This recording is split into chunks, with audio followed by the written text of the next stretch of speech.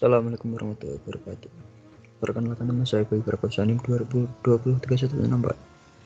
Di sini saya akan mempresentasikan tentang teknik pengkodean sinyal. Sinyal dan pengkodean. Pengkodean atau encoding adalah proses merubah data ke dalam format tertentu untuk suatu keperluan, misal pengiriman dan penyimpanan. Memori memiliki kemampuan untuk menyandikan, menyimpan, dan mengingat informasi. Kenangan memberi organisme kemampuan untuk belajar dan beradaptasi dari pengalaman sebelumnya, serta membangun hubungan. Teknik encoding. Yang pertama ada data analog dan sinyal digital, data analog dan sinyal analog, data digital dan sinyal digital, dan yang keempat ada data digital dan sinyal analog. Adalah contoh dari skema encoding. Gambarannya ada NRZ, Polarami, Presiden Ternary, Manchester, dan Everton Manchester.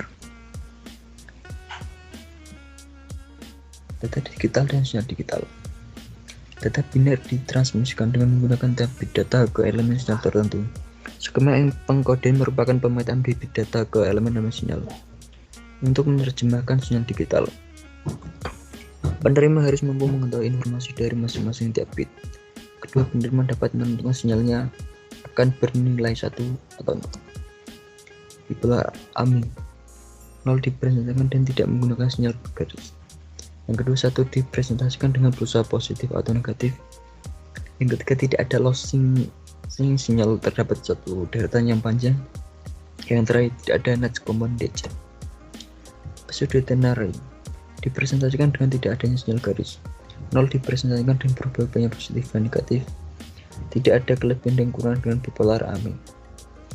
Bifase kelemahannya memerlukan 1 atau 2 transisi pada tiap satu periode bit. Yang kedua pesat modulasi max 2 kali dari NRZ. Yang ketiga memerlukan bandwidth lebih lebar. Kelebihannya yang pertama self clocking, yang kedua tidak mengandung command DJ, yang terakhir tidak mendeteksi error lebih baik.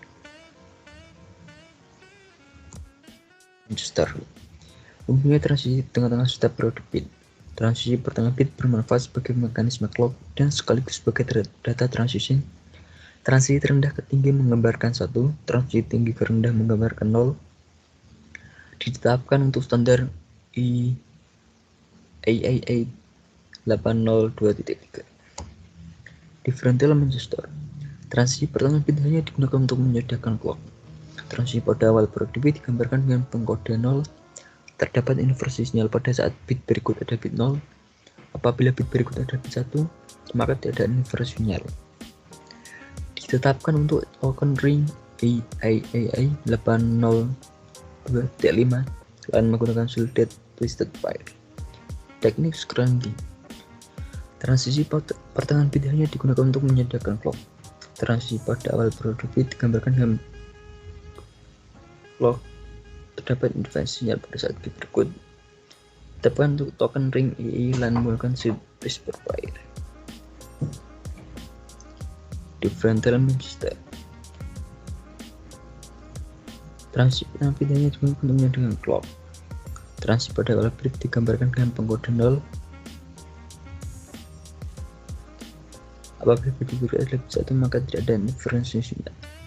Ditetapkan untuk token ring AA 8 dan menggunakan shielded twisted pair. Tujuan desainnya tidak memiliki command desain, tidak ada return level, dan mampu mendeteksi kesalahan.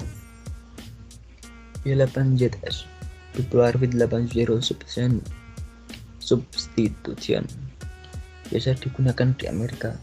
Aturannya yang pertama, jika terdapat oktet dengan semua 0 dan pusat tegangan terakhir 9 oktet berupa positif, maka 80 tersebut digantikan dengan 000 plus main 0 plus main plus. Jika terdapat oktet dengan semua 0 dan pusat tegangan terakhir sebelum oktet berubah negatif, maka 80 tersebut digantikan dengan 000 main plus 0 plus main. Contoh gambaran dari HDBT 3. Data digital dan sinyal analog digunakan untuk pengiriman data digital menggunakan sinyal-sinyal analog melalui jaringan telepon umum. Memiliki rentang frekuensi berkisar dari 300 Hz sampai 3400 Hz. membutuhkan adanya modem. Teknik pengkodenya amplitude shift keying, frekuensi shift keying, dan phase shift keying. Data analog dan sinyal digital. Digitasi merupakan proses perubahan data analog menjadi data digital. Perangkat yang digunakan untuk merubah analog ke digital selanjutnya memperoleh kembali data analog dari sinyal digital tersebut, kodek atau coder decoder. Data analog dan sinyal analog. Memodulasi frekuensi pembawa dengan data analog. Mengapa memerlukan modulasi? Yang pertama adalah frekuensinya lebih tinggi menghasilkan transmisi yang lebih efisien. Yang kedua memungkinkan operasi frekuensi division multiplexing. Dan tipe-tipe modulasi. Yang pertama adalah amplitude, yang kedua frekuensi, yang ketiga phase. Terima kasih.